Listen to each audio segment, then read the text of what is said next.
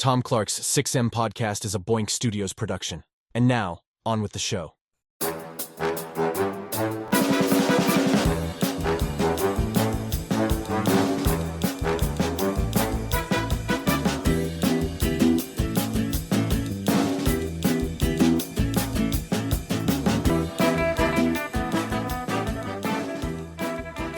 Hey, what is up? Welcome to Tom Clark's 6M podcast. I'm your host, Tom Clark, and in this episode, I'm joined by co-host Phil Lindsey. So I was going to kick this episode off today by talking about how everybody hates everything, but it occurs to me I tend to say that a lot. And it's not because I enjoy saying it. It's just it's a fact. Like, you can't turn on anything in 2025, whether it's your computer or your phone or your iPad, whatever that looks like. You can't turn on a TV without seeing that everybody just hates everything. But internet culture is specifically bad, especially bad. Everybody just hates everything. You don't have to see it. Oh, well, if you don't like it, don't go see it. It doesn't matter. They hate it. Well, you don't have to listen to that new album. Just don't listen to it if you don't like it. It doesn't matter. They didn't listen to it. They just hate it. People review bomb, and they don't care because they just want death and destruction. They just want scorched earth. That's what they want. They want, even if it's your favorite thing, well, F you, they don't care what you want. They want to see it destroyed. They want to see it in the bottom of the bottom. They want to see it make no money and get the worst reviews because they don't like it or they have a problem with it, okay? Well, look, you see the thumbnail. You know we're talking about Ironheart. You know why I'm kicking the show off like that. But I promised myself I wasn't going to do that this time. But I'm feeling a certain kind of way, and I got a massive storm over my head right now. So if you're hearing thunder, that could be the gods protesting my intro. Maybe they're like, Tom, it's time to start being more positive. I'm positive that I'm right, okay? I'm positive that I'm right. There are a lot of you people out there, maybe not you people listening. I got a good audience, so I respect you, and I appreciate you downloading. But a lot of you, maybe some of you anyway, just hate stuff to be hating it. And I'm here to tell you, boy, you listen to the wrong show if you want that kind of vibe here, because we never give off that vibe. But also, we don't do that stuff here. So today you're going to get an honest review of Ironheart. Does it mean that Phil and I loved every second of it? Not necessarily. Does it mean that we hated every second of it? Not necessarily. But he and I have said barely 2 words to each other about this. And I did that intentionally because I want to get his real thoughts in the moment. And I'm going to give him mine. And then we're going to see what you guys think about it and see whether you agree that, not everything has to be on fire all the time. Or if you just rather pour gasoline on this episode and just light a match. It's up to you. You're going to do what you're going to do. I can't stop you, right? But before we do that, let's get started with this. Ironheart is a Marvel Studios miniseries streaming on Disney Plus, created by Shanaka Hodge. It's the 14th show set within the Marvel Cinematic Universe. 14 shows, are you kidding me? Produced under the Marvel Television banner in collaboration with Proximity Media. The series continues the story of Riri Williams, an MIT student who returns to her hometown of Chicago after the events of Black Panther: Wakanda Forever. As she settles back in, Riri uncovers hidden forces that put cutting-edge technology on a collision course with ancient magic. Hodge leads the series as head writer. As we said, of course, this is a Disney Plus series. The entire series is only 6 episodes. Well, we'll say season 1. If there's going to be a season 2, we don't know yet. It's only 6 episodes. They dropped the first 3 on the same day. And again, we only had 6. But there you go, kids. There's your lowdown, essentially, for Ironheart. So, Phil, here we are. We're going to talk about this show. You and I have not talked about this show at all. We talked about the hate going into it and the hype going into it, I think, like a month ago. But we haven't really talked about it since then, especially not since it came out. What are your top level opinions on this show, good, bad, or indifferent? What did you think? I really enjoyed it. I was I was gonna say I was surprised at how negative people were about the show, but I shouldn't be at this point, given a response to other things like Acolyte and things that have similar casting and preconceived notions about it. But I really enjoyed it. I think of most of the Disney Plus shows, they can be very hit or miss. It does have some of my same complaints about the other Disney Plus shows in terms of pacing. But overall, I like the characters. I like what they did with some of the adaptations here. I think there was some great casting done here. A lot of it takes place in my hometown, so it felt Mm. familiar. Like I said, I really enjoyed it, and so I tried to block out a lot of the online commentary about it because who cares? Oh, dude, no. Well, you're totally right. And also, I can't speak for you here, but if I'm not careful, my opinion will get influenced. Not that I'll become a Yes. hater, right? Like you don't necessarily become a hater, but you will go into it thinking, "Oh man, I just saw 50 people who said it's not good. Oh man, my expectations are low now." You know what I mean? Yeah, I think it could go both ways. I think sometimes you can go into these things expecting the worst, or you can go into it trying to be overly defensive of this because it's like you see the type of people that are rallying against this, and it kind of feels like okay, no matter what it does, I'm going to try to support it because those people are going against it. Yeah. Yeah. By the way, you're talking about, source material. Did you get into any of the Ironheart series as a comic book fan?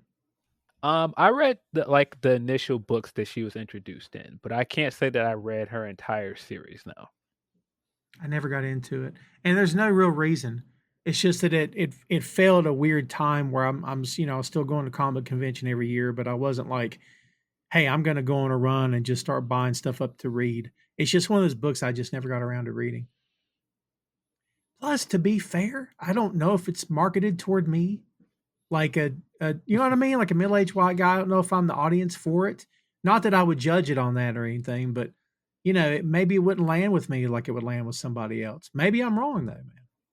Yeah, I can understand that. I think that the initial response is what you'd expect from these kind of things. Um, it was at a time when, like the movies, uh, Tony Stark was not around in the comics, and I think that they did some great things here. There's another Brian Michael Bendis Mm. creation. Um, Funny enough, like if you think of a lot of modern Marvel characters that have been adapted to TV or movie, usually same name is attached to it. Same creator as Miles Morales and several other characters like Maria Hill. And so it is cool to see so many of his creations come to life. And that's what makes this so kind of interesting to me because I don't want to spend too much time on a negative reaction to it. But the funny thing to me about this is usually when a character is cast and it's a black woman or it's a non-white person that's playing one of these characters, we always hear the same thing, right? Well, just make a new character. Why are you casting this person that's white in the comics as a POC? Why are you trying to force diversity on us? This is a wholly new character. So what's the problem? There goes that argument, right? So because Marvel defeats the argument from the jump, they just find other stuff to complain about. I guess I don't get that. I don't get that. Look, you and me, God, we just keep doing this, don't we? But like, we're not doing it on purpose, Phil. We just keep running into stuff that people just hate for no good reason. I just will never understand. I just don't get. It's hard for me to put into words at this point. Why am I still talking about it? Why am I still protesting? I just don't understand people's problem. If something's not for you, you're not obligated to take a crap on it. You're not obligated to burn it down on socials. You're not obligated to do these things. You could bear with me, kids. You could just say, don't think this is for me. Don't believe I'm going to watch it. And then get on with the rest of your life. Why do we feel the need, Phil, to light the torches and just go after everything? Yeah. Yeah, that's kind of the thing in this online crowd of and this political climate we're in as well, where it feels like no matter what, if there is a female protagonist or if there's a black protagonist or if there's a protagonist of any other race, it feels like there's immediately this response like, well, wait a minute. Why are they doing this? Who is this for? It's okay to say something is not for you Or Mhm. it's also okay to just give it a chance. And I feel like that has been a big issue with these things recently. People review bombing things and trashing it before they've even watched it, or spending time going on outlets and YouTube channels and trashing something. And I just don't really understand that. There's so much content out there for people to enjoy. There's TV shows for everybody. And even if you don't like the TV shows, so what? There's so many things for you to go and find for you. Sure. If this isn't for you, something is. And we did the Acolyte here, kids. It's in the archives. Please go check it out. We did the Acolyte here, Phil. And at the time, we were defending that as well, but not like let's defend it because it's fun to defend stuff. It was just like people need to calm down and understand none of this is real. It's just a TV show. If you don't want to watch it, that's fine. But like again, why do you feel the need to crucify something?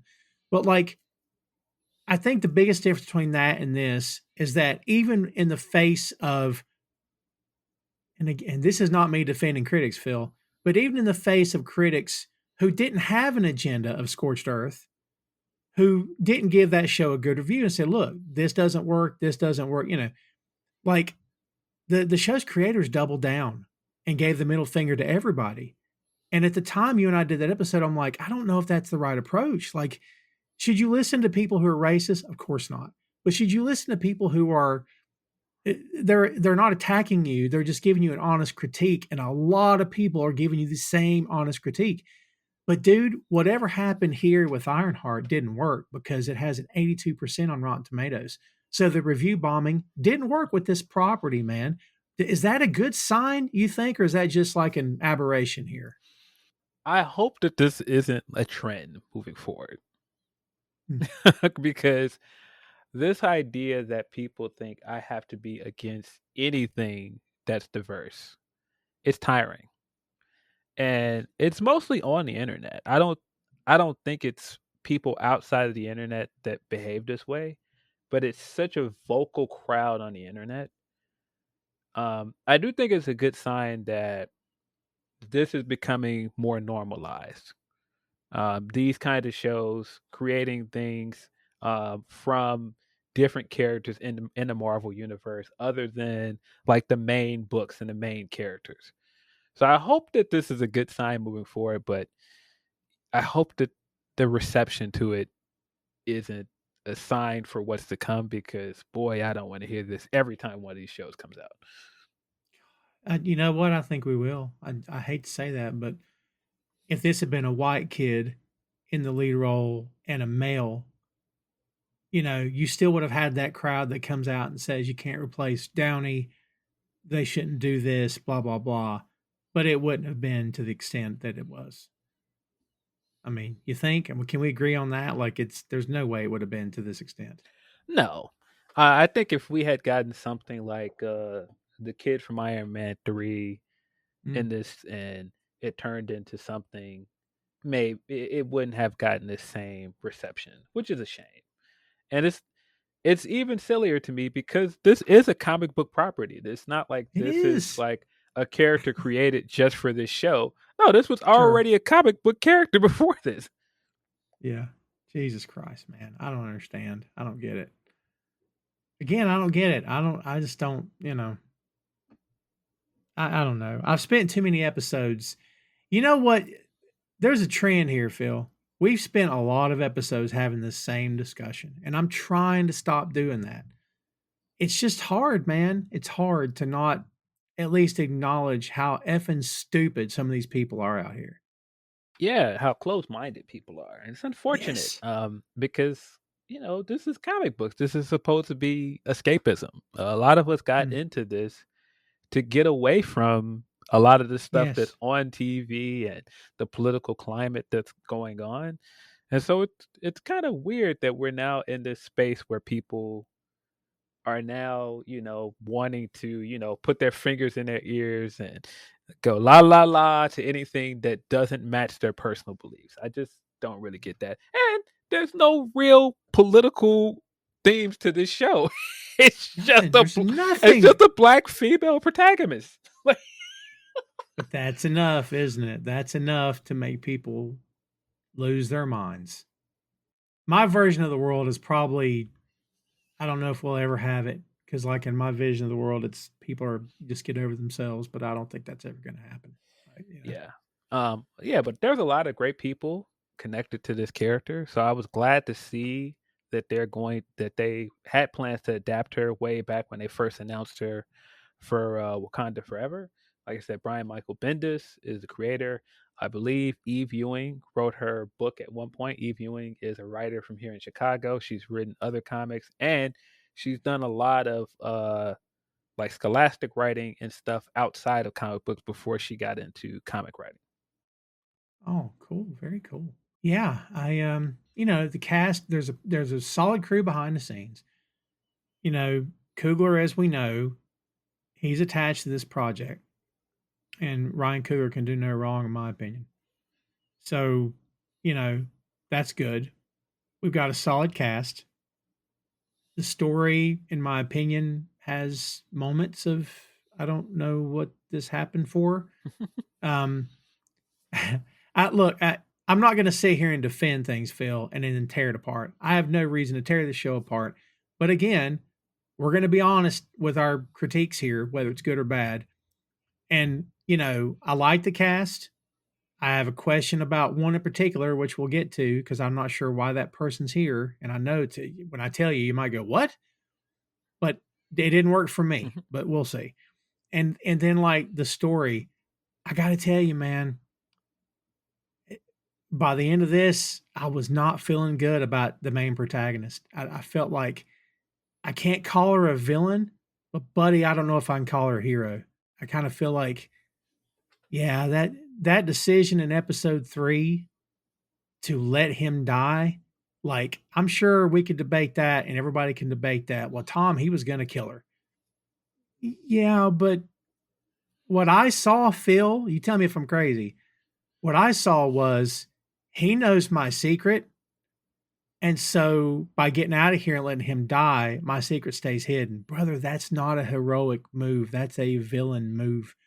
Tell me, how did you take that scene in particular? It didn't bother me because at that point, based on the first 2 episodes, we know that he knows where she lives. He Mhm. knows her friend group. He knows her family. Like he knows too much about her. And at I don't think it's so much that she's just trying to protect her secret. If she lets this guy, if she helps him, um, he's not gonna stop coming after her. And Mm. as an extension, he's gonna come after all of her loved ones. Oh, well, first off, you're totally right. But second, if you're right about the object, the point of that was not to give you the feeling that she just let him die so she can be protected. So she can just lay low and her secret dies with him. Fine, fine. But isn't that kind of a problem that's what, and I'm sure I'm not the only guy that walked away with that notion of, wait a minute, that was kind of a heel move. It kind of felt like you didn't have to write yourself into a corner. What if she had tried to save him, but the lab exploded in her face or Yeah. that, you know what I mean? Like maybe if she'd made the effort, I wouldn't be so hung up on that. Yeah, I think it was a rash move, but I think the entire point here is that the entire point for 6 episodes is that she's making bad decisions. And, Oh, and, and dude, by the totally. end of episode 3, when you can see how overwhelmed she is by all the bad decisions she's making, I thought Yeah. that the payoff was very good.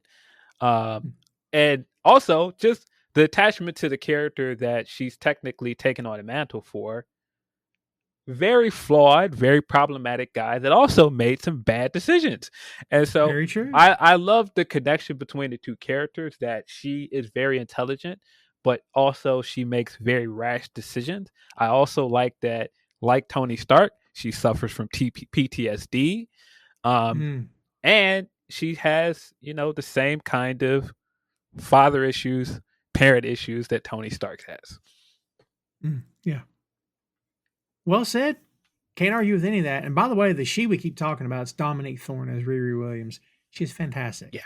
Great casting. Dominique Thorne, dude, she weighs 80 pounds and she's like 4'3", but she's so believable. Yes. And not as like the big suit of armor punching people, but like, I don't know. I felt it. Like now Did I love everything the character did? Not at all. Because while I agree with you that all she does was make mistakes, again, I'm trying not to get hung up on the murder bit or the allowed to be dead bit, but like she's a flawed character. So like we knew that, but I don't know if we knew how flawed she was going to be in this. And then at the end of the series, when she does what she does, we'll get there. But Yeah. she was great in this show, man. A lot of ties to Spider-Man as well.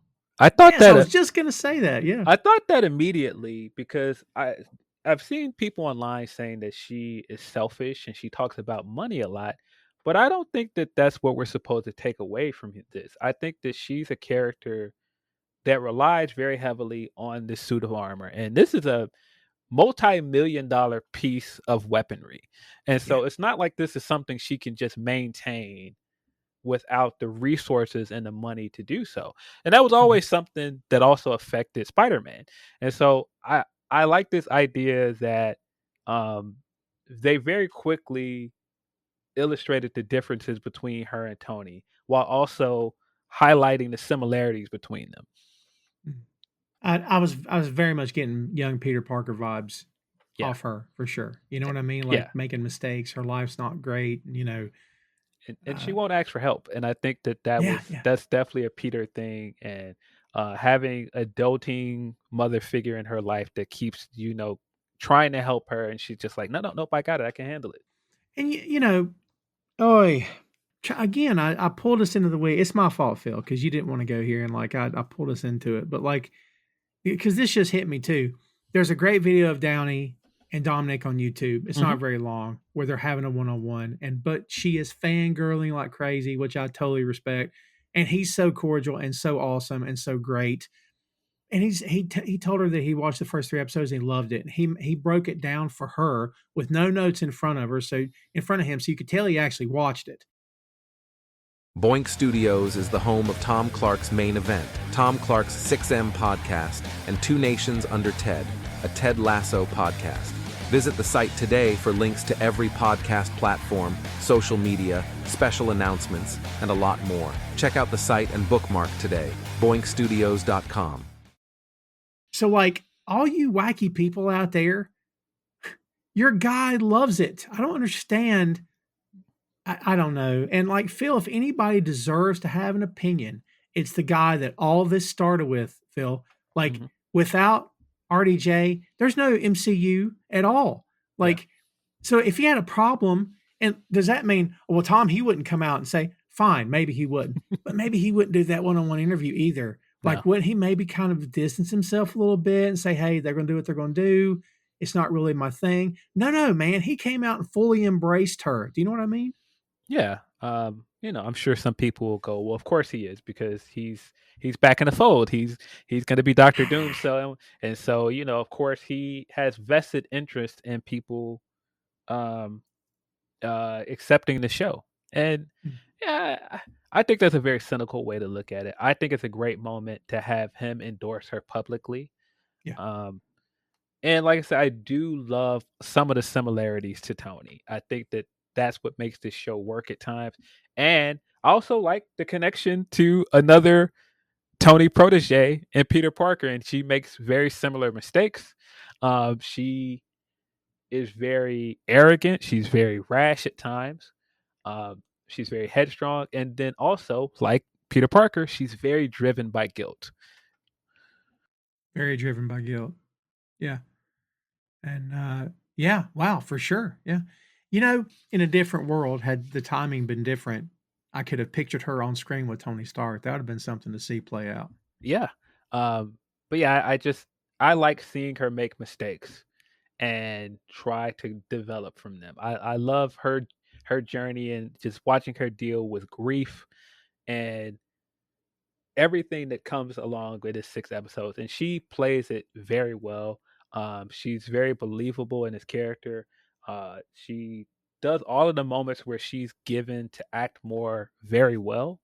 Mm, All the serious moments, all of the moments where she has to tackle with grief and the PTSD stuff. It's all very well acted.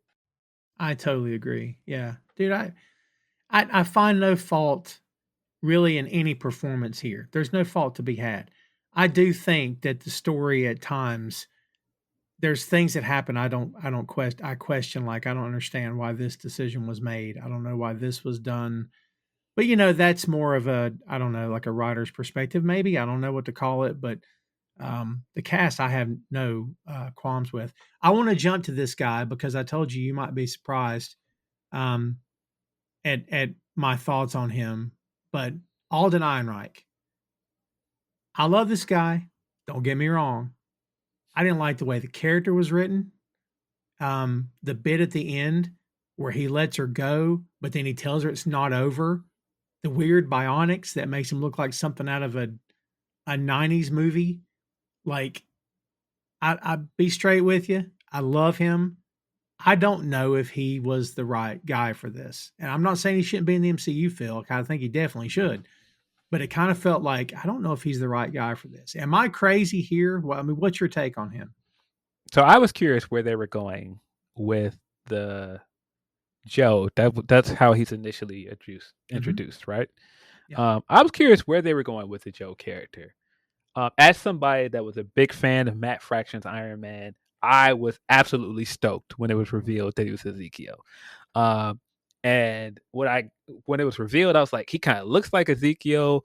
When you kind of look at like the casting and everything, that this works. This fits perfectly. I wish we had gotten more with him. Um, I almost wish he was the main villain of the show, to be honest. Totally agreed. Maybe that's why it's not feeling right for me, man. It kind of feels like he's just lessened. Yeah, I because Ezekiel is such a great character, and I don't think that we got enough with him. I think the small stuff we did get with him was great, but I just wish we had gotten more development. And then by the end of the show, he kind of just ends up being a henchman to the hood, and Yeah. that doesn't fit Ezekiel at all because Ezekiel is like this mastermind. I love now that he's just off hanging around in MCU and we could see him again because he's such a great villain. And I do hope we see him again. But I was so hyped when we got the reveal that it was Ezekiel. I love the character itself. I love the idea of the character. I'm not familiar with Ezekiel Stane in the books. And kids, if you're taking notes, this is Obadiah Stane's son. He was, the Big Lebowski from the first Iron Man movie. So, which I love that connected tissue, Phil. And ordinarily, the actor, of course, I'm a fan. But I just every time I saw him on screen, I'm like, don't know if I'm feeling this. And I don't think he necessarily did anything wrong, but in my head, I'm just sitting there going, I think this is miscast. But now Yeah, that you said maybe he should have been the main villain, maybe that's what the issue was. Maybe. I think that that's part of it because he's such an interesting character, and I don't even think they scratched the surface with him. Because he's really the main villain for most of Fraction's run on Iron Man. Oh, And Matt Fraction is the guy that introduced him. I believe he created the character. I'd have to look that up, but I'm pretty sure he created the character Ezekiel Stane. And Stane's whole plot point is he comes for revenge on Tony because he sees it as he killed his dad, he ruined his life, and so I love this idea that they brought this character in after the fact, and they've already started building up Riri's Rogue Gallery, and he's one of them. That makes a lot of mm, sense to me because, of course, like another Iron Man protege, she has to face all of the mistakes that Tony Stark made while he was still here. And that's a great point.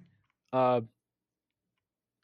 I think that's also what made the cliffhanger to episode 3 so good because we get the first 3 episodes all in one night.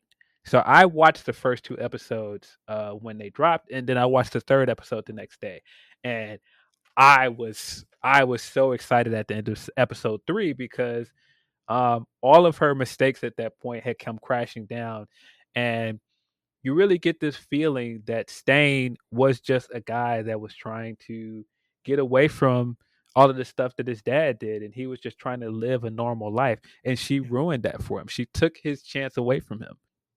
Yeah, and you were right. He was created by Matt Fraction and Salvador LaRocca. He must have been the artist, maybe. Yes, Salvador is the artist for most of Fraction's run. Yeah, and I won't keep going back to the well, but it just, um, love the idea of the character, but the execution, in my head was, again, I just wasn't quite working. But it is what it is. The guy that we mentioned earlier, the one that we will say allowed to perish, was Manny Montana as John. Manny's got Mhm. a great look. Like he just, I don't know what is waiting for him, but I feel like something's waiting for him. I don't know what the role would be, but he just got a great look, and he's got charm and charisma. And there's a show that he's on, Good Girls, which I never watched, but I've been adjacent to the show, so I've kind of seen clips of him here and there.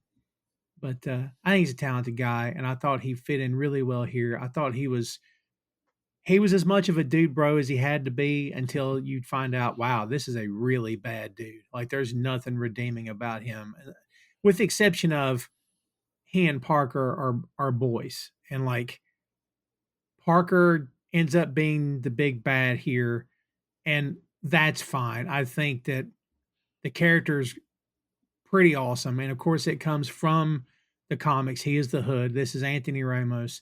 I think he and Montana together, apart from the supervillain stuff, are a really good combo. Phil, it felt like these guys they just went, they went way back. They were friends. Whether or not that's true, I don't know, but I felt like their combination was pretty solid. Yes, I did not read the original Hood miniseries by Brian K. Vaughan. I think that's who wrote that. Oh, was it Ex Machina fame? There you go. I could be wrong. Sorry, I'm thinking of all the comic books I've read in my life, and I'm pretty certain Brian K. Vaughan wrote the miniseries. I didn't read it, and my introduction to the Hood was in Bendis's Avengers run because he was Mhm. the villain in New Avengers, and so I was interested right away at them using the Hood.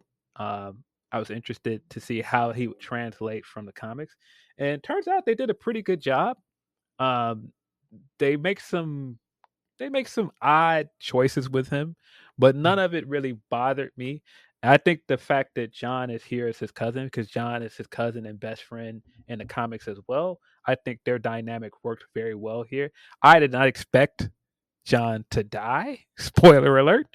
Yeah. But I think that's what made that cliffhanger at the end of episode 3 hit so hard because from the beginning of the series when we're introduced to Riri.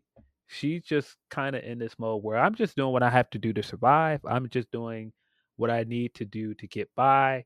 And she's not thinking about the consequences.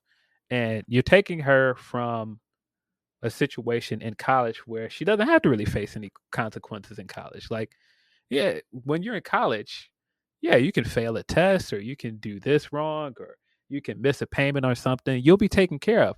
Once you got kicked out of MIT, you're an adult now. Everything Mhm. is going to come back. The rents always do, right? And Yeah. so Yeah. I love the idea that she just thinks I'm just going to join this gang, make some money, and it'll be fine. And the consequences of all of this came crashing down very quickly. And very quickly, you see her as a young adult that's now thrown into adulthood. She doesn't know how to handle it. And Mhm. that's why I think it works because I see where people would say that she shouldn't have just let him die because it makes him look like a villain, makes her look like a villain rather. But I think it works because like it's the entire dynamic so far. The theme of the show is she's doing whatever to get by, to survive, and she's not thinking about the consequences. And I don't think she thought about the consequences at all of going in there with the laser, which the tech in that scene was great. Mhm. But going in with the laser and getting caught, and then of course he very quickly didn't even want to talk about it. He tried to kill her instantly when he finds out she's a traitor because he is absolutely loyal to the Hood. And so anything that's a threat to the Hood, you got to go. Yeah. Yeah. For real. Yeah. Isn't it interesting how the whole gang turned on her? Like, because they found out that she had, well, the way the hood put was she killed John. I'm like, well, hold on. Like, what was the was Batman Begins? I'm not gonna kill you, but I don't have to save you, right? Yeah. He never learned to mind his surroundings. Exactly. Mind your surroundings. Good pull. Yeah, mind your surroundings. Yeah, man, they turned on her hardcore. So the gang, we know about the hood, right? We know about John. We've also got Zoe Terakis as Jerry Blood and Shakira Barrera as Roz Blood, brother and sister. We've also got Shea Coulee, I think, as Slug.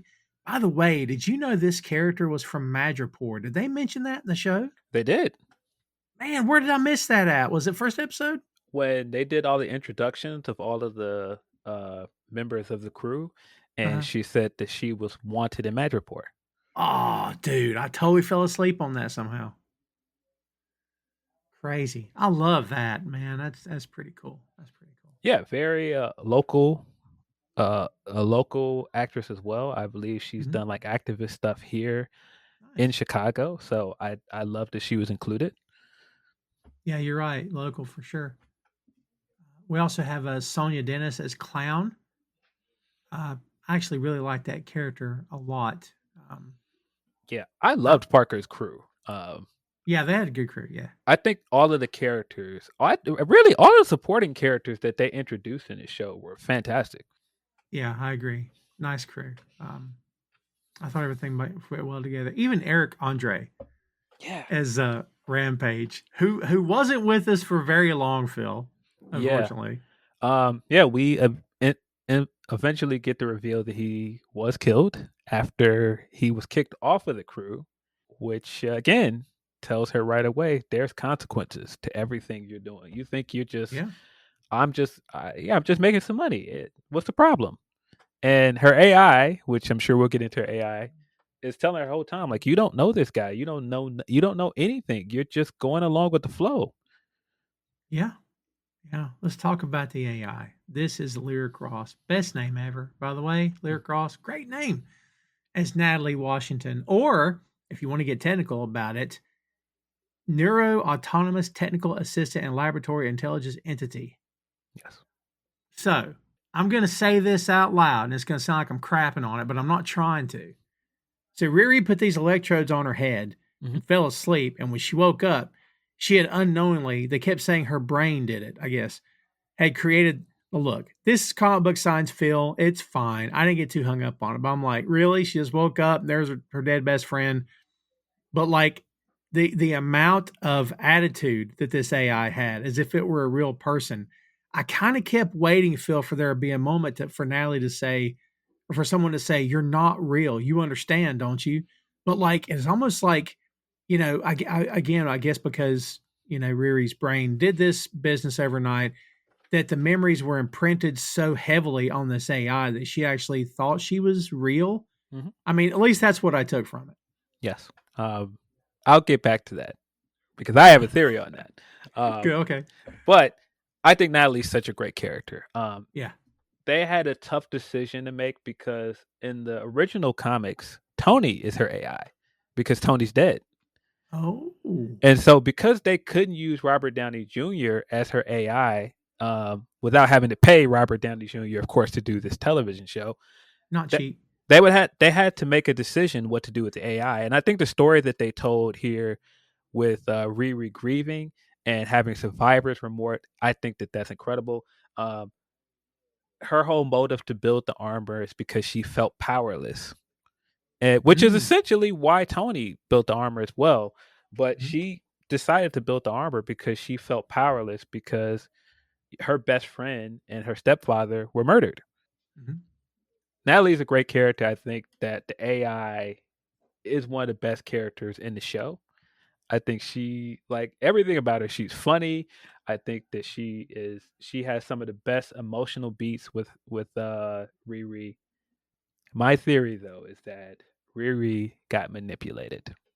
I do not Really? believe that she just created this because, like I said, like you said, it doesn't make sense that she put the electrodes on her head, she fell asleep, and then Natalie was just there. I think Mephisto manipulated her to get her to the point that he knew once she was attached to Natalie, I can get you to ask for this because you're gonna want her back. Like Hmm. that's a coincidence that once the armor is built, she and they use magic to build the armor that she just disappeared. She all of a sudden didn't work with the new armor, and Yeah. they never could figure out why she didn't work anymore with the new armor. And when Riri tried to retrace her steps and recreate her, she couldn't, Yeah. because I think that Mephisto played a part in how the AI was initially created. Yeah, because yeah, you know what? It's a good theory. I like it a lot, and I hope that you're right because I kind of need there to be more to this than what we got. Because while I do enjoy the AI, and I think, by the way, Lyric Cross is fantastic, Mhm. so I enjoy the character quite a bit. However, when they give her the new suit made of the Barracuda, don't even get me started on that. That's a beautiful car. How you just gonna go junk that up, make a suit of armor? Which, by the way, Phil, is that car bulletproof? I'll bet it's not. But we're supposed to believe it's fine. Look, I'm getting over it. It's fine. But like when they're doing this and she starts disappearing, and so everyone stops. Well, let me see if I can do. I'm like, you need the magic. You can't beat this guy without it. I know you feel like you're losing your best friend again, but she's not real. You're not going to lose your memories of your best friend. But Yeah. again, Phil, that's maybe back to the idea of she's not thinking, she's not considering consequences. She just is making spur of the moment decisions. So I hope that you're right and there's something more deeper to this AI. I think the deeper meaning here in the world we live in and how we over rely on technology and the very, Ooh. very scary world we're in with AI. I think that that was a very smart concept to add here, and how initially she was put off by the AI. She thought that it was Yes. wrong. And the longer the show went on, the more she was like, she accepted it. She accepted it as part of the armor, and she grew more attached to it. And like even when she introduced her to Xavier, and he immediately got upset. Like, what is this? How could you do this? Like, how can Yeah. you not see this as wrong?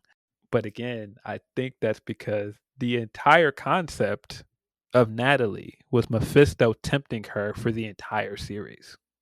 I'm okay with that.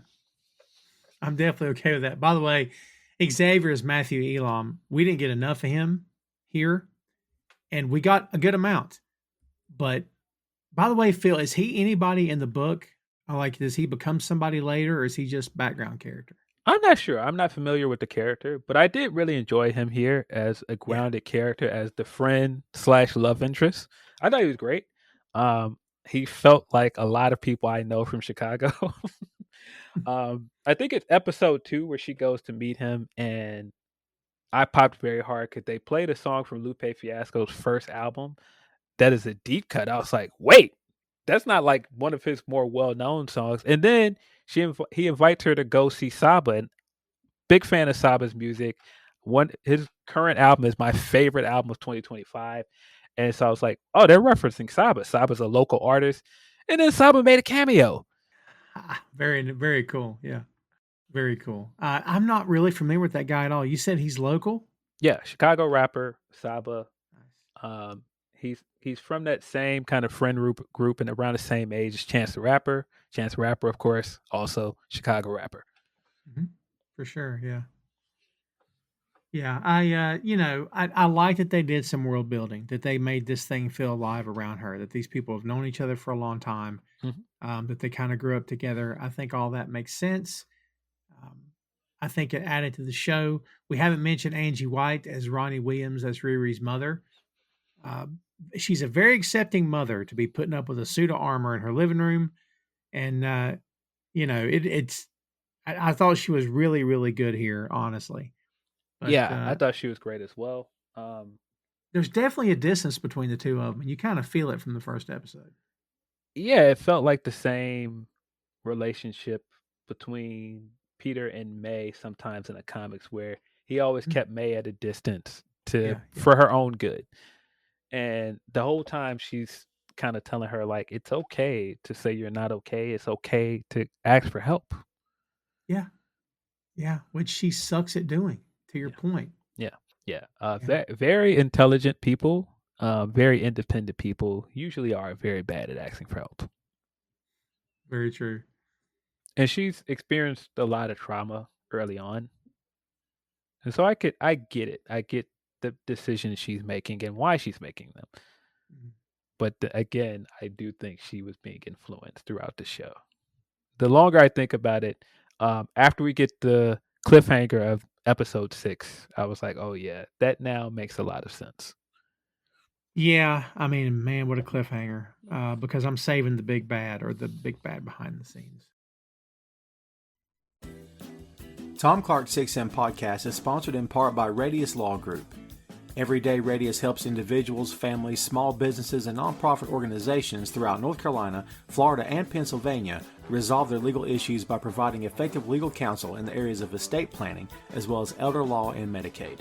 Radius Law holds the radical belief that working with a lawyer can indeed be enjoyable. So give them a call at 1-800-519-5667 for more information and tell them that Tom Clark's 6M podcast sent you. Let's see. We also got to mention real quick, as part of the story here, Riri's late stepfather, who did get killed in the beginning, or that in flashbacks, we see him and Natalie being gunned down. LeRoyce Hawkins was Gary Williams. We didn't get a whole lot of him here. What we got was good, Yes. but again, you're just getting in flashbacks. We've also got. I got to ask you about this because I want to get your take. The stuff about Carmitage. We've got Cree Summer as Madeline Stanton. This is Ronnie's friend and Zelma's mother. And of course, Zelma ends up being a character as well here. And like, I did not expect the Doctor Strange connection. Is this in the books as well? Selma is a character from the books. She is a character cool. from Strange Academy.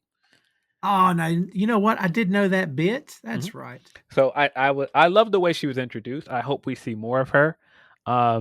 Judging off the cliffhanger or the after post credit scene, we probably will. I thought she was great. The legendary Cree here as well. She's done a ton of voice acting, of course, also in Different World. Very happy to see her in her big hat here because every time we see her publicly now, she has huge hats on. She does. That's kind of her thing. But yeah, she was great. I believe she's when I heard her voice in episode 1, I was like, that Korea. Then we get to the kitchen and she's there. I was like, oh, that's such a great tie. I didn't know we were going to continue to see more of her throughout the show. Very pleasantly surprised by that. And I thought she was a great addition here. I love the story is that, like, you know, she left Carmitage because she got pregnant. Yes. And turns out that was a good decision because maybe if she stayed in Carmitage, she probably would have gotten murdered by Scarlet Witch. By the way, who's the father? Didn't think about that. Because you know what I'm thinking.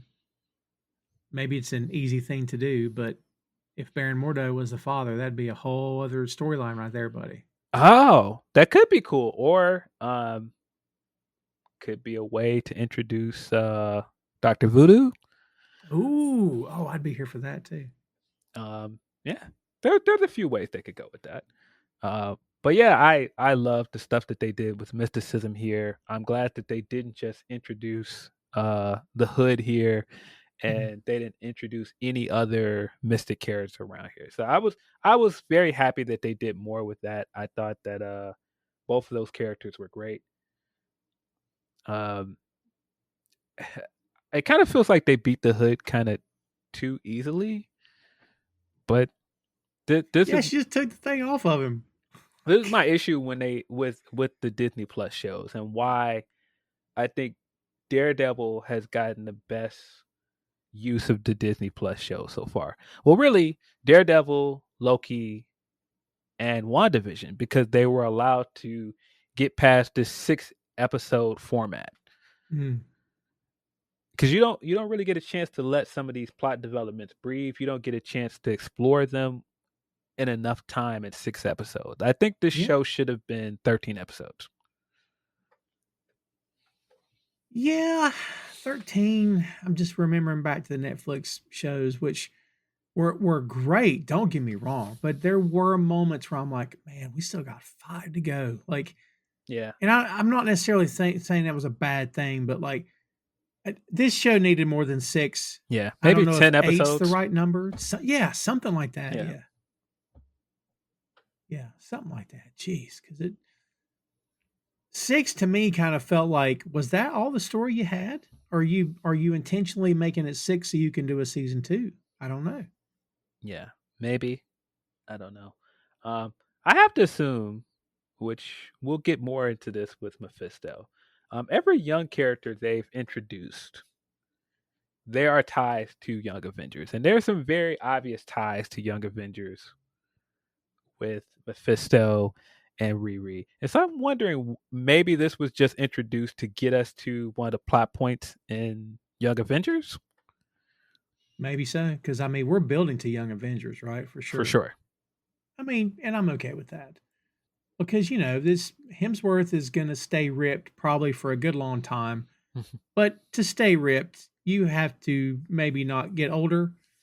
So eventually, Chris Hemsworth may not be so ripped, and may not be Thor anymore. So like, at some point, Phil, you got to if you can't turn back the clock, you got to go younger with a new cast.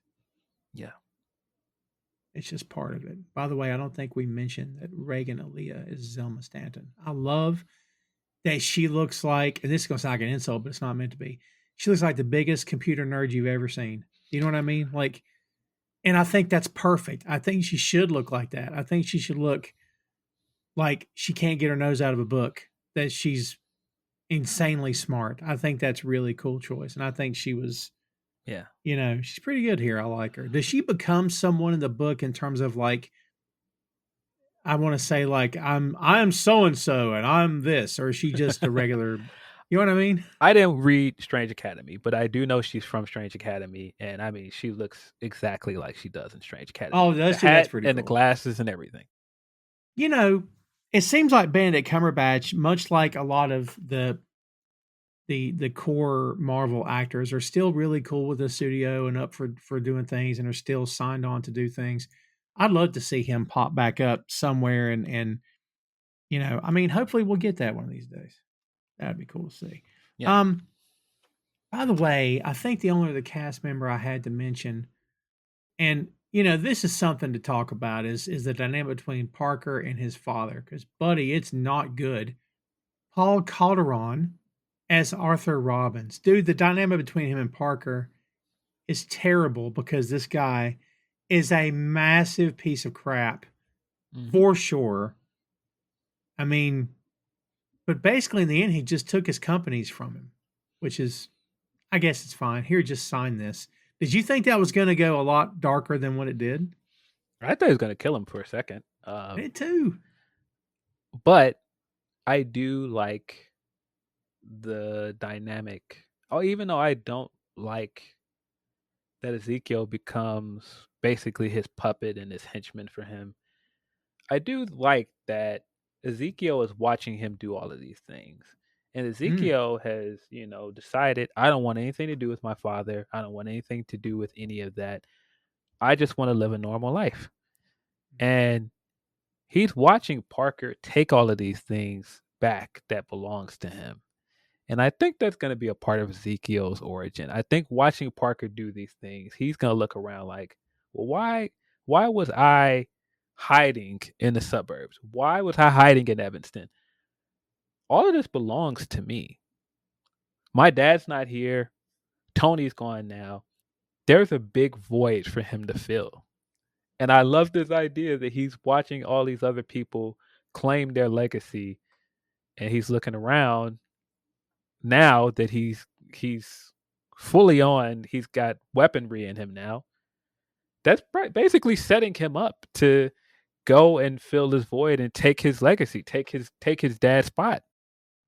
I mean, again, I'm a fan of the idea.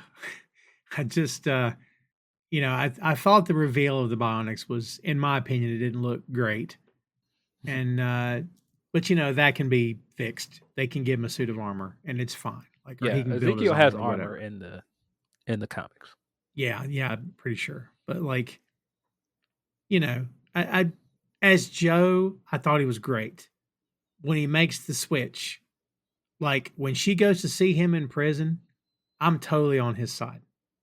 Mhm. He's like, "You can't let this get traced back to me." And she promised him she wouldn't, and she totally did. And then when she's sitting in there, she doesn't know what to say to him.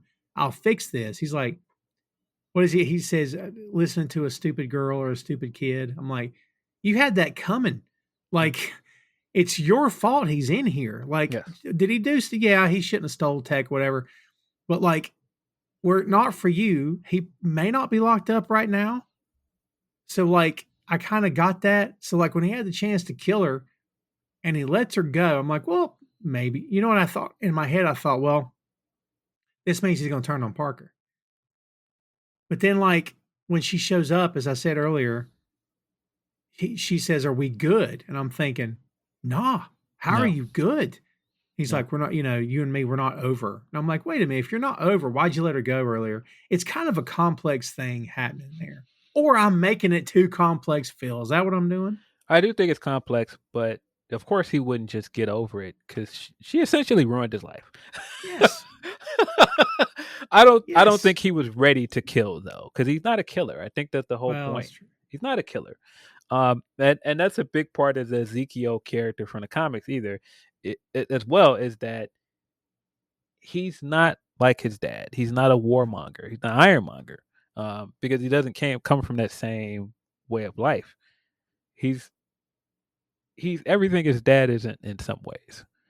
Mm. Um, yeah, I man, it's complicated. I hope they bring Ezekiel back because he's such a great character.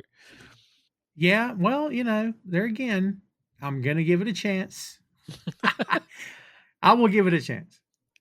Yeah, yeah. If you haven't read Matt Fraction's Iron Man, by the way, great Iron Man book. There was a time period before, of course, Iron Man became the pop culture icon that he is. That he was a D-list character, and his books weren't that great. Uh, Mhm. Matt Fraction was the guy that brought Iron Man to the future in comics. He was the guy that added this fresh coat of paint after Extremis and made that comic readable again. Well, I gotta check it out now. I'll have to find the trade. Yeah. Yeah, if you're listening to this, if you're looking for anything from that time period that really started this renaissance for Iron Man once the movies took off, it was of course the Extremis books. That's where we got the design for the Iron Man movies. But then Mhm. Matt Fraction's run is also pivotal to that character. Mm. Well, look, kids, the news on the season 2, it's not looking good. Doesn't mean that it's not gonna happen. And, when you read stories, try to source them. So, I'm finding random bits of news I may not, reveal here because they're not sourced. But, let's see, supposedly it's already been canceled and they just haven't revealed it. There will be no season 2, but take that with a grain of salt. Sets it up. I mean, look, if you were following the story of the show, it's been in existence in some form or fashion for 3 years, but they had shelved it. They did reshoots. It wasn't looking good. Didn't look like it was actually ever going to come out. And then it came out. But yeah, right now, Phil, it's really up in the air. So I'm not sure what's going to happen here. Do you think a season 2 is warranted? Or do you think that we should just continue these characters' story in the movies at some point? I have to assume they introduced this character and they used other characters in this show for a reason.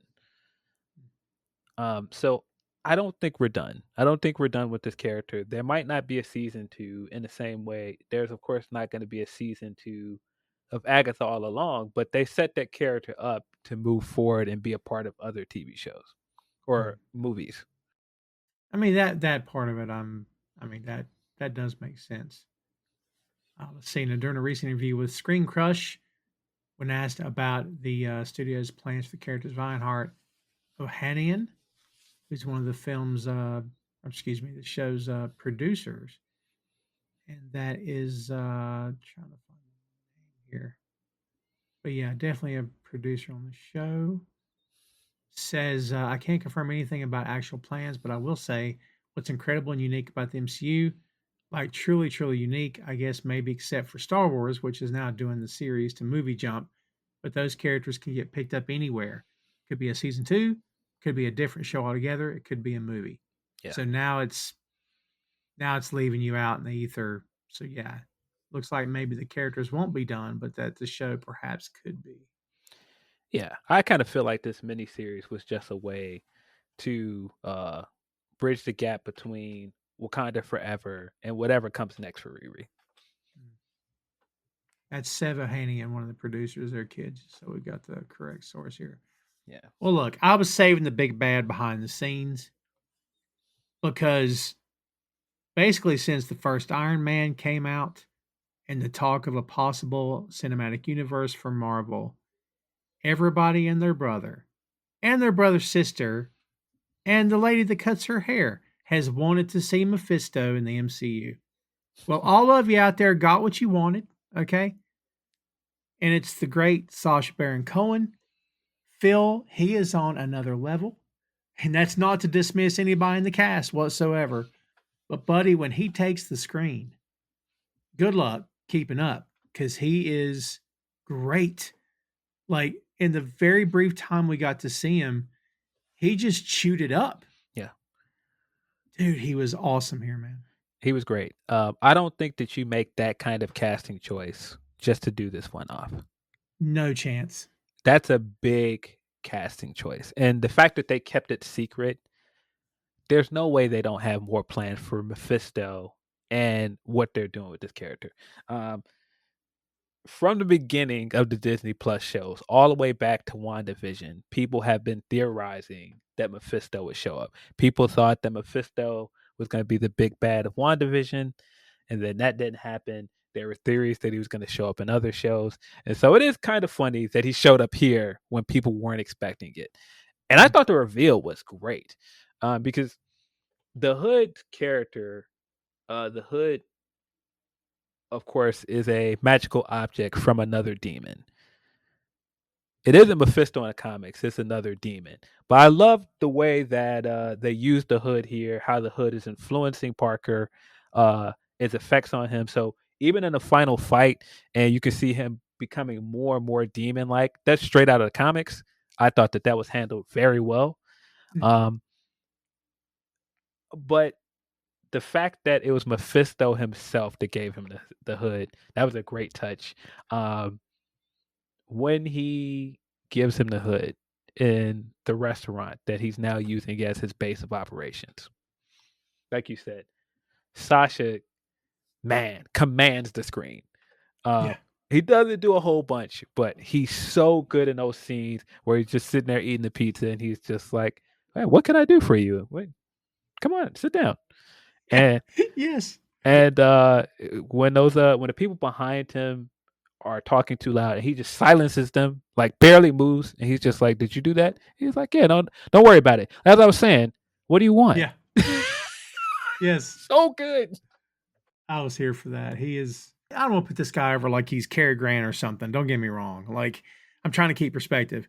But there are moments when you can tell, so and so has entered the game. Do you know what I mean? Yes. Like, when you saw him, you're like, okay, this show just became something different. Yes. And it's almost like, well, yeah, you save him to the last.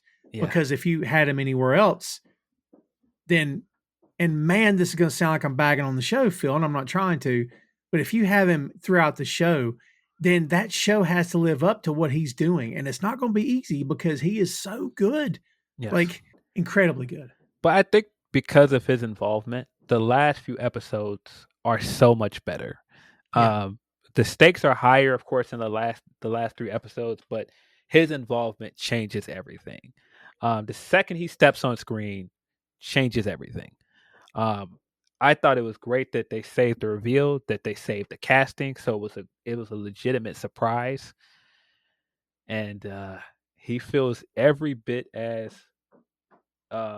mysterious and terrifying as he should, because he doesn't do very much, but there's just this vibe to him the whole time. Like when she's talking to him in episode 6 and he's just the entire time just cutting through, and like she's she's trying to figure out who he is, and he's not paying attention to any of that. The entire time he has his mind set on, I can make a deal with you. You won't even miss it. Don't worry about it.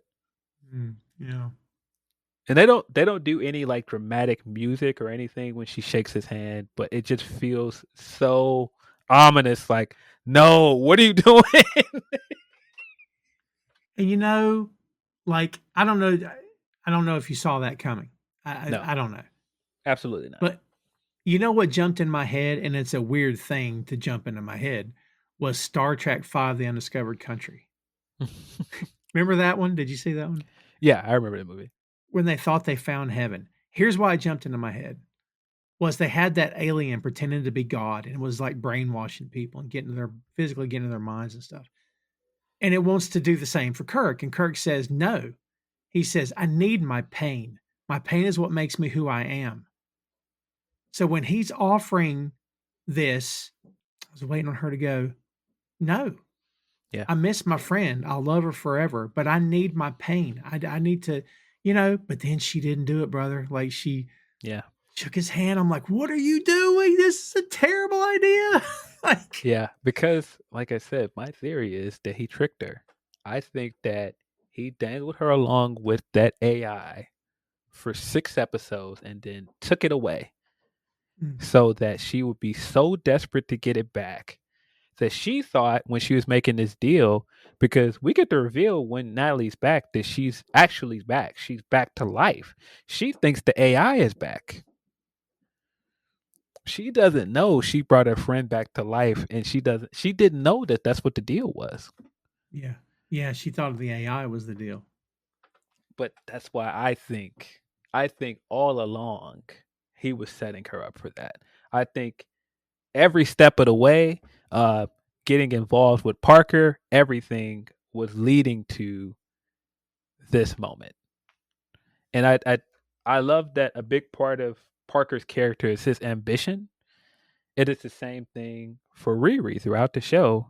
Her ambition is part of what's driving her. It's guilt too, but it's her ambition that's a big part of it. And I think that again, this is part of how he dangled this thing in front of her for 5 episodes that he knew she was going to get emotionally attached to. Yeah. And then once he took it away, he's like, don't worry about it. I can give it back. All you got to do is give me something you won't even miss. Yeah. Isn't that, wasn't that his line? You won't miss it. It's very small. You won't even miss it. Yeah. Right. But yeah, the attachment here, of course, is in the comics, Mephisto's attachment to both of the twins, Wiccan and Speed. So we already have Wiccan on the board from Agatha all along. Mm-hmm. I would assume now, because I've been wondering how they were going to do any of the Young Avengers stuff now, because Wanda's, of course, attached to it. But now I'm thinking Mephisto is going to be the big bad of the Young Avengers show. That makes the most sense to me. Because he has links to too many characters in the show now. Like he's, now we already know Wiccan is searching for his brother. That immediately puts him on the road to an interaction with Mephisto. Now you have the situation between Riri and Mephisto, and now we know Mephisto's on the board. I definitely think he's going to be the big bad of the Young Avengers show. I mean, it's impossible to say how they're going to handle this down the road, but like when they find that they, meaning the Young Avengers or whoever is around Riri when the reveal happens, what in the world happens when they find out that she made a deal with this guy? Like, yes. And dude, look, this character got a bad track record on this show of not making good decisions. She's not going to tell anybody. There's no way she will.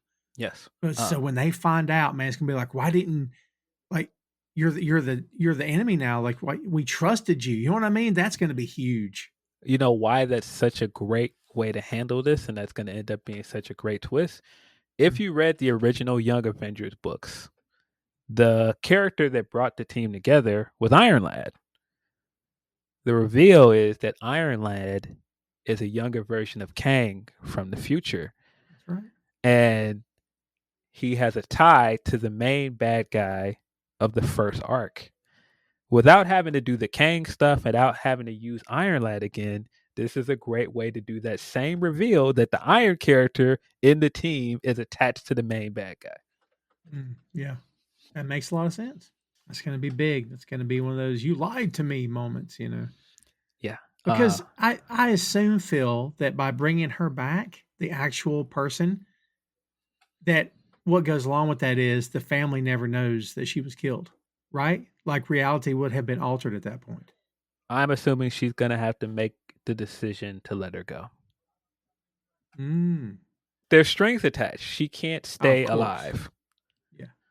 And we've already seen this. Also, what makes this so great because we've already seen the effects of tampering with death in Agatha all along. She can't stay alive. Mm-hmm. And of course, what we learned in the Doctor Strange movies, there's always a cost. Mm-hmm. And you're dealing with a guy that, yeah, there's of course a catch. he's basically the devil. Like you can't make a deal with this guy.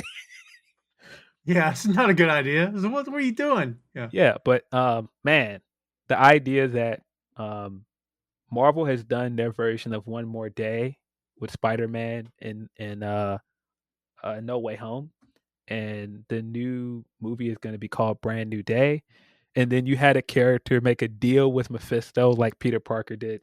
Pretty smart. Yeah, I'm here for that. Again, I wasn't sure what in the world they were doing, but as long as there's a bigger story here, Yeah. I think it'll be great. Yeah, what a great twist. Natalie is brought back to life, and the last thing we see is her hugging Natalie, and you can see the effects of Mephisto's influence now. And I didn't notice this until somebody else pointed it out. Before Natalie walks in and she's at the dry erase board and she's working on things, you can see the hood is draped over her Ironheart armor. Oh my goodness, I did not notice that. Also, very good optic of the idea of a hood over armor because, of course, Robert Downey Jr. is coming back as Doctor Doom. There you go. Yeah, I'm sure it'll be fine that you took a demon's hood. That'll probably be okay. Yeah, took a demon's hood, made a deal with Mephisto. I'm sure this will all work out very well. It'll be fine. But yeah, very, very well done. They did a lot in 6 episodes that I really liked, but that twist at the end was so good that it, of course, made me want to see more of this character. It made me want to see what they do with Selma afterwards. Where they left Parker as well. Definitely want to see where, because I definitely think he will end up getting the hood back. Just curious to see how we get there. How Wiccan ends up taking part in this. Agatha is a ghost now, and how that will play a part in it. Mm-hmm. There's so much they can do with the supernatural stuff here and bringing all of these characters together. Yeah, I mean, it'd be a shame if they don't get a season 2 to do it, but they'll have to distribute it. But see, Phil, if they don't get a season 2, that means that you're going to have to depend on the audience to have watched this show. If you get either that, or they're going to have to reintroduce everyone once again. Yeah. If they all come back for a new Avengers or a Young Avengers or whatever we're going to call it, Yeah, but I think they can make this work. I mean, I think that was the great thing about the early phases of the MCU is they set all of these things up on the board so that when all these characters interacted, it all made sense. I don't want to make the comparison, but this very much felt like the Thanos reveal in some ways. Interesting. Yeah, I can buy that. I just think he's great because could you put Thanos in a Defender show? No. But you could put Mephisto anywhere. You could put Mephisto in the Fantastic Four. You could put him in Daredevil's show. You could put him in Punisher, for goodness sake. Like, you could put him anywhere, and it would still work. Yes. Yeah, he was fantastic here. He didn't do a whole lot, but no, I loved it. I loved the reveal. Great casting choice. Very excited for the potential Young Avengers show and the idea of him as a big bad. I mean, look, they lost. And when I say lose, it was their decision. I get it. I'm not saying it wasn't. They lost a pretty good big bad in Kang because of Jonathan Majors. It is what it is. We don't have to get into it. But, like, you know, you got to start replacing that firepower at some point. Doctor Doom's a huge step, but I'll be honest with you, at the end of those two Avengers movies, I don't think there's any way that Doctor Doom is still with us. I just don't think it's happening. I No, think like they're going to kill the character, or there's going to be something happening. I don't think he's going to come out of this at all. no way. Which is weird because there again, Marvel continues to kill characters, and you're like, wait a minute, yeah, but what now? Like, I mean, you could always you could recast. You can sure, because I'm assuming there's going to be more to this Doom than meets the eye. Um, maybe they're going to recast and do another Doom somewhere down the line. I don't know. could be, yeah. Kids, there you have it. There's Ironheart, and as we said earlier, all those wacky review bombers didn't get their way because it didn't work, which is good. Again, I hope that's a good sign that maybe there's some light at the end of the tunnel for these people who just seem to completely get off on the idea of let's go destroy something, because I just don't care for that at all. So like maybe this means, Phil, that there's light at the end of the tunnel, and that maybe that tactic isn't going to work as it's always worked before. I don't know. Either that, or these review sites are going to have to find a way to understand what's going on. But then again, dude, if you get like 5,000 reviews in a week or whatever the number could be, how in the world do you filter those reviews out?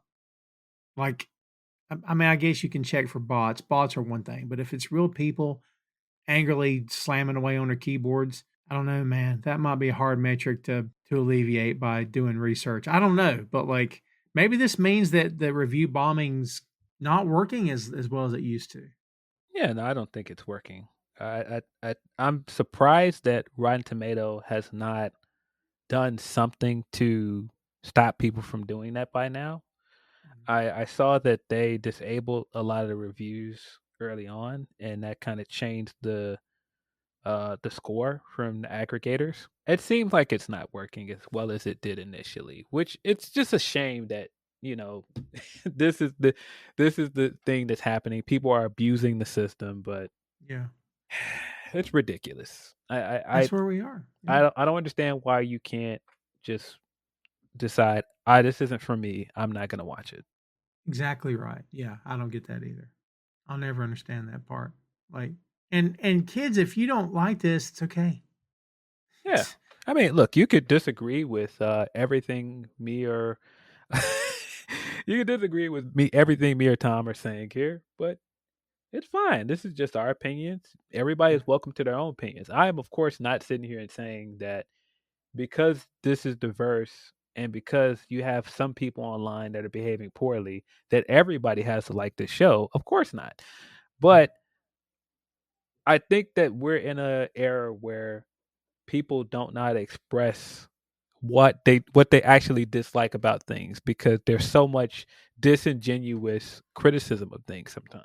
Yeah, and also, if you don't like this because of I don't like the main character and because of the way that character looks, then that the show's not the problem, my friend. You are. Like, That's not a criticism. That's not a it's not valid a criticism. criticism. That's hate. Yeah, yeah. I saw some things like that guy that made the video where he was saying Tony would never approve of her decisions. Tony would never approve of her letting that guy die. And I was like, oh, you mean the Tony Stark that we watched murder several people? Yeah, that's true. Well, I don't care for that either. But for me to sit here and say Tony Stark would no, Steve Rogers would not allow that to happen. Tony Stark's a different story. Certain other characters wouldn't agree, but Tony has killed several people in MCU. I mean, if we really boil it down, Tony tried to kill Steve in Civil War. That's true. He tried to kill a guy that Cap told him several times was brainwashed. Well, look, the fallacy of the logic is that, well, Tony never would have, blah, blah. Dude, you understand you're not talking about a real person. And Tony has done worse. Tony created a homicidal robot that nearly wiped out humanity. He's done much worse. Much worse. It's just weird. When people go to defend their criticism, the stuff they use to defend is hilarious to me. You never hear, what you hardly ever hear is a defense of, well, this is not what Stan Lee would have written. And I know that because, this is how he wrote the character. you know what? I may still disagree with you. But Yeah. if you come to me with that, you know what? That's a fair, valid point. You know what? It's cool. We disagree, but I love Stan. I get what you're saying. But Yes. that's not what people are doing. Like, this is not what Tony, but Tony's not real. No. I didn't think about this until just now when I was thinking about how all these characters can connect. How brilliant is it that you're possibly setting Wanda's children up to be at conflict with an Iron Man character? Ooh, yeah. Because there's history there for sure. And I mean, everything in Age of Ultron, their whole initial beef with the Avengers was because of Tony. Yeah. I've been saying for a while now that the longer time has gone by, Age of Ultron has aged very well. I never hated it the way a lot of people did. I don't understand why people hated it so much. Because there's ramifications of that movie are still being felt. Yes. Yeah, supposedly Ultron will be back soon. I don't know if you read that. I did not read that, but I'm not surprised. Yeah, the upcoming Vision Quest show, Ultron is supposedly going to be the main bad guy. Very cool. Easiest money James Spader ever made, buddy. Yeah, I mean, if you're going to do a Vision show, and I've always assumed that Ultron wasn't dead because Ultron never dies. Yeah. Well, like we said, kids, that's Ironheart for you in the bag, in the can, done and done. But I'm sure we're not done talking about these characters. So we'll see how everything unfolds with the Young Avengers, New Avengers, the Doomsday stuff happening. We'll see how that plays out. But Phil, before we get out of here, let's get your last word on Ironheart. I think it's a great show. I think it's one of the better Disney Plus shows.